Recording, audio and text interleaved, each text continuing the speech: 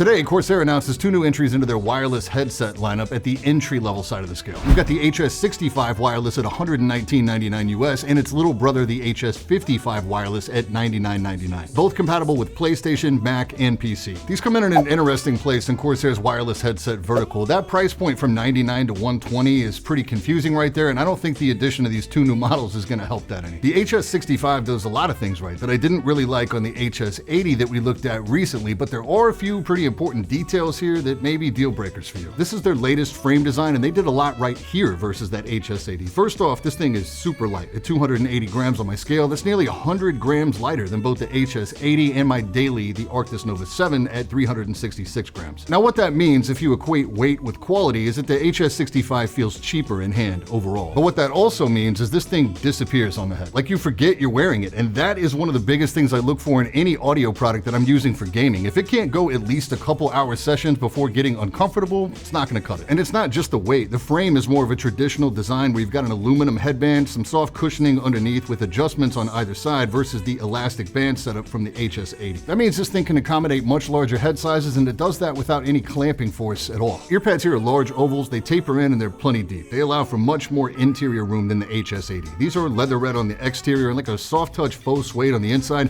light memory foam, and these don't get hot for me even during long sessions. There's a little bit of tilt and a 90-degree swivel, pads down, swivel feels very good. Overall, for weight and comfort, these are a 10 out of 10. No notes. These are great for marathon sessions. For me, these are again a big improvement over the HS80, which was slightly too small for my head. These even edge out the Arctis Nova 7s that I daily in this category due to the reduced weight and the more generous internal dimension on the ear cups. This is available in black or white. I've obviously got the white here in-house, and the aesthetic here is really clean. Little metal geometric grills on the outside, no RGB or lighting anywhere to speak of. This has the same flip-down mic design where up is mute, down is live, and it's got a little flex so you can position it. There is no mute indicator LED on this mic, and I do miss that. I do like the fact that they give you a separate mic mute button on the back, so if you just need to mute for a sec without having to flip up and down, you can do that, and there is a voice prompt that lets you know whether your mic is live or not. You can disable that in iQ if you want. This is an omnidirectional mic, which normally means it sounds a little fuller, but it's not the best for background noise cancellation. Luckily, they do include NVIDIA Broadcast here, fully supported by iQ. It technically does have side tone where you can hear your own mic back in your headset, but it's really faint. Like even at 100% in iQ, I can barely hear it. This just isn't one of the better implementations I've seen of this. If you happen to catch the last big audio roundup video, the mic performance on the HS80 was insane, especially by wireless standards. I'll link that video if you haven't checked it out yet, but you've been listening to the mic on the HS65 this entire time. Now we're listening to the mic on the HS80, so you can hear the difference, and there's definitely a difference. You do get a little more like staticky transmission noise or something going on here,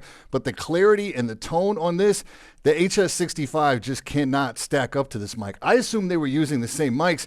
They're definitely not. These are both just boosted 4 dB in iQ and going straight into Adobe Audition with no processing. Yo, real quick, there's no sponsor read today, so if you like what you're seeing, please consider subscribing to the channel. We just passed 350,000 subs. Next stop is 400,000, which is crazy. I appreciate you guys so much. Back to the video. So these do have Bluetooth 5.2 in addition to RF, but it's not simultaneous. That's big. That means you're not going to be using Bluetooth to listen to music on your phone or take a call while you're gaming on two different devices. Instead, you're going to toggle back and forth between the two. You can't keep them both connected. So if you get a phone call while you're playing, you can just hit the source select, you'll pop over and take the call, and then you can return to your game. So you can't use these as just like a traditional Bluetooth headphone connected to your phone or whatever, but it's not like you'd want to leave the house in these. This feature separates the HS65 from Corsair's other offerings in this price tier. The HS70, the Void Elite, even the $149 HS80 all lack Bluetooth, but only their flagship Virtuoso features source mixer. The stock audio performance was surprisingly decent for this price point. Now let's keep that in perspective because we are talking about a $120 wireless gaming headset. My standard little speech when it comes to looking at products like this is that the reason you go wireless is for convenience and a feature set that revolves around gaming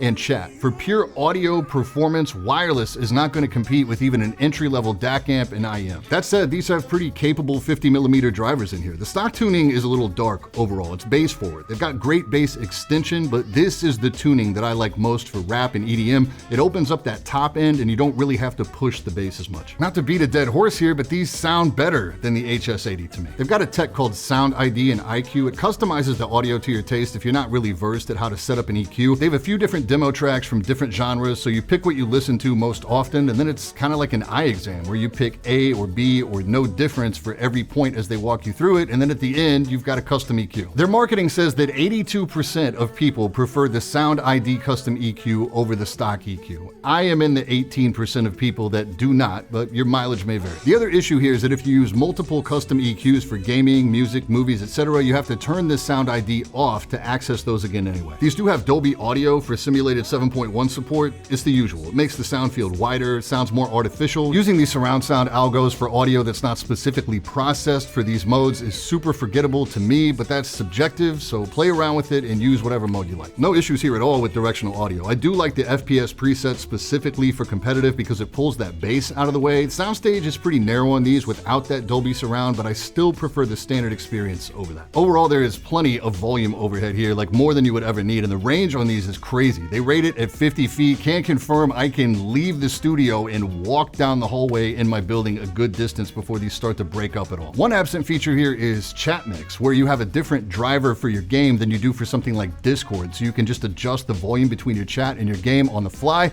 You don't get it here, you don't get it on the HS80. You have to go all the way to the Virtuoso to get that on the Corsair side, and that's one of those convenience things that I always look for in a wireless gaming headset. Battery life here is rated at 24 hours on a charge, and you can get 6 hours with just a 15-minute quick charge. Can't confirm that works great. They charge super fast over USB-C, which is the only included accessory in the box outside the dongle. As for the HS55 wireless, this is not the wireless core that they currently have available for $99.99, even though the price is the same. The key difference between the existing core model and this new model is this has full support for iQ. So you do get standard EQ, you get Dolby Surround, you get NVIDIA Broadcast. You don't get access to the Sound ID, but this is still just an objectively better value than the current model. The build feels less premium in hand than the HS65, but otherwise has essentially the same frame design and dimensions. The ear pads here are all full leather, so they're a lot warmer. They're not beveled on the inside, and the frame has more clamping force here. The extra $20 step to the HS65 is worth it, just for the comfort alone. These have exactly the same specs for the driver output. Logic would say they're probably using the exact same driver, so the sound should be spot on between them. Bass performance is the same for both models, but I get a weird airiness here in the highs that I don't get on the 65, and I'm pretty sure that all comes down to the pads. I gotta give the nod to the 65 on that. The mic performance between these two is identical. So the HS55 doesn't make a lot of sense to me unless for market reasons they just needed a wireless model at the $99 price point. If you are seriously looking at these two, again, if it's in the budget, I would definitely stretch the extra $20 to the HS65. They are more comfortable on all fronts and they just feel better in hand. I would normally knock the lack of simultaneous Bluetooth mixing, but there's nothing at $120 in wireless that even has Bluetooth. Even if you stepped up to $130 for the Razer Black Shark V2 Pro, there's no Bluetooth. The mic side tone here is not great. I hope that's something they can fix with a firmware update. But the comfort for long sessions is here, the range is here, battery life is here, the sound quality is solid for this price point in wireless. The mic is totally usable, it's just not up to that crazy HS80 standard. So overall, for $120, I think Corsair did their thing with this. Nice job. If you want to check out some of my favorite and not so favorite audio as we closed out 22, you can do that right here. I am working on some high-end audio right now for the wireless space, and I'm cooking up a banger monitor video that should be out in just a few days. That's it for today. I will catch you all in the next one. Stay up.